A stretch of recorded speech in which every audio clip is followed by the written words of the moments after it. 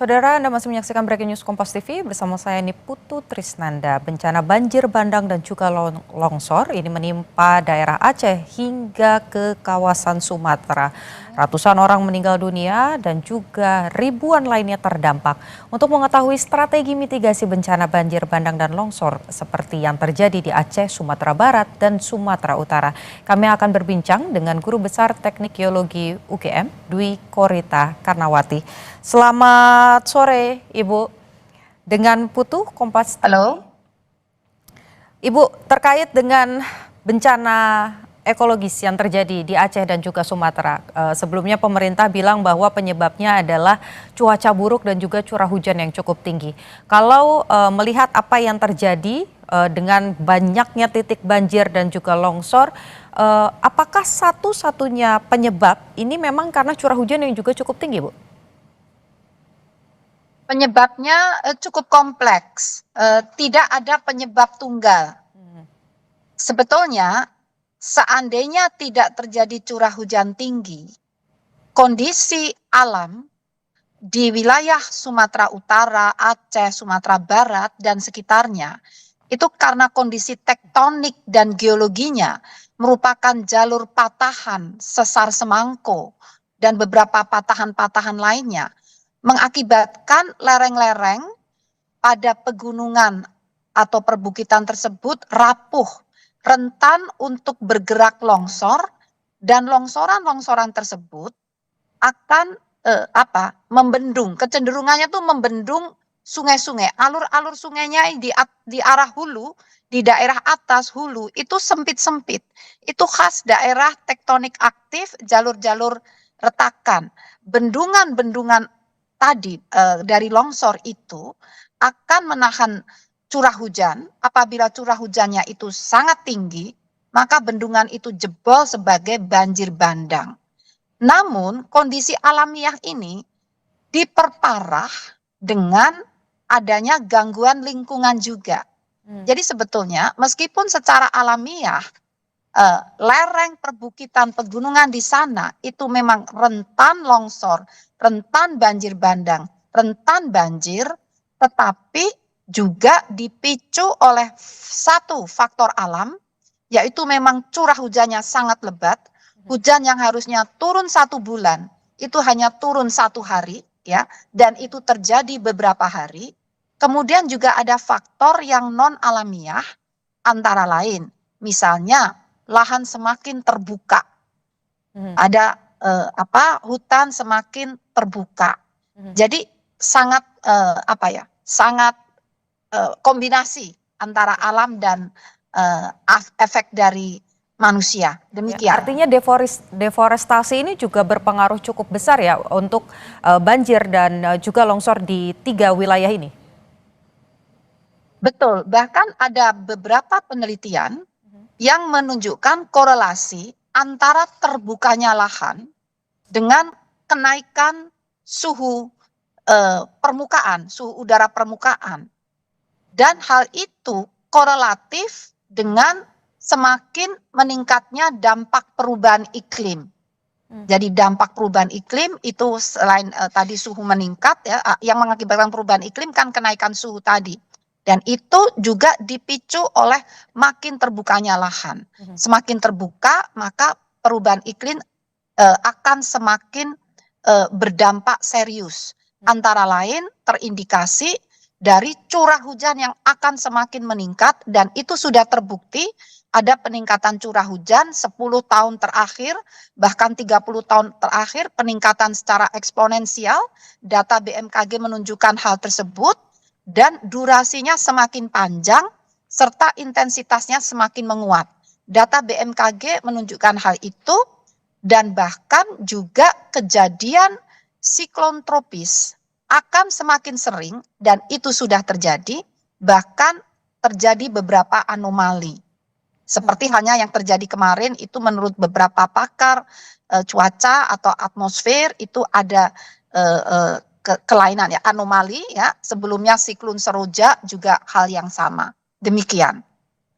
Oke, Bu, kalau kita lihat wilayah yang kemudian terdampak selain ini memang meluas begitu ya, daerah yang terdampaknya ada di 3 provinsi dan ini juga cakupannya sangat luas, kemudian yang terdampak juga cukup banyak, bahkan juga sangat destruktif, di mana kita lihat banyak rumah-rumah yang akhirnya terbawa bukan hanya lumpur tapi juga ada gelondongan kayu. Kalau melihat yang terjadi ini, bukan hanya air yang turun, bukan hanya lumpur saja yang turun, tapi juga ada gelondongan kayu.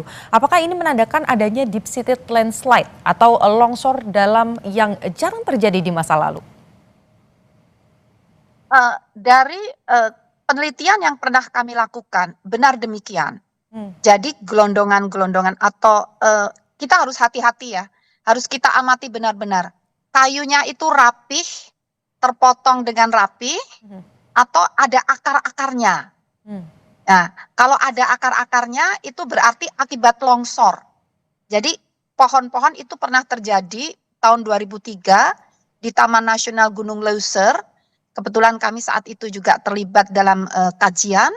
Itu kebetulan di situ zona patahan aktif, terjadi beberapa kali guncangan gempa ya, dan mengakibatkan titik-titik longsor yang jumlahnya puluhan, dan kayu-kayu itu terseret, membendung sungai, dan bendung itu jebol setelah curah hujan tinggi. Hmm. Tapi kalau kayu-kayunya itu rapi, gelondongan, kan bisa dibedakan itu. Kelihatan dipotong-potong. Nah, itu berarti ulah manusia Hmm. gitu. Jadi dua-duanya itu dimungkinkan tergantung bagaimana cek di lapangan. Dan saya sudah meminta BMKG untuk cek apakah beberapa waktu, katakan beberapa minggu sebelum kejadian ini ada gempa. Kalau ada gempa seperti yang terjadi di tahun 2003, hanya kekuatannya 3, manusia tidak merasakan. Tapi tanah itu rontok semua menjadi longsor, menyeret kayu-kayu tadi. Jadi perlu diperhatikan dengan seksama. Jadi terus terang saya tidak bisa berkomentar apakah itu manusia atau alam, tapi kriterianya seperti itu. Karena saya kan belum melihat di lapangan seperti itu. Tapi Oh. kriterianya kalau itu rapi, ya itu ulah manusia. Tapi kalau busuk ya, kemudian ada akar-akarnya, itu berarti dampak dari longsor tadi. Dan itu sering terjadi, seperti di mana Wasior, Papua, juga hal yang sama. Hal itu serupa terjadi karena ada longsor ya, dan ada bendung di atas, demikian.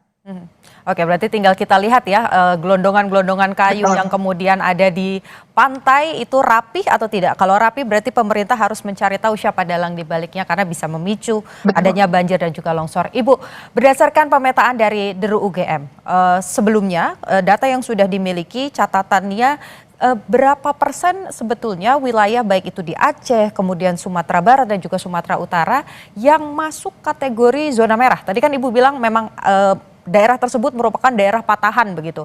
Tapi kalau dari data sebelumnya, sebelum ada peristiwa ini, zona merahnya seluas apa, Bu? Jadi sebetulnya kami tidak memetakan secara detail ya, apakah sampai menghitung prosentase. Namun pada prinsipnya sebagian besar wilayah lereng-lereng curam di sepanjang di Bukit Barisan, Perbukitan Barisan, itu memang rentan dan rapuh. Sehingga setiap dilakukan pembangunan infrastruktur atau konstruksi, itu memang dilakukan penyelidikan geologi secara ketat ya. Waktu itu oleh Kementerian PUPR ya. Kami juga bekerja sama dengan beberapa perguruan tinggi lainnya melakukan penyelidikan tentang kestabilan lereng untuk area yang akan dibangun terowongan, jalan tol.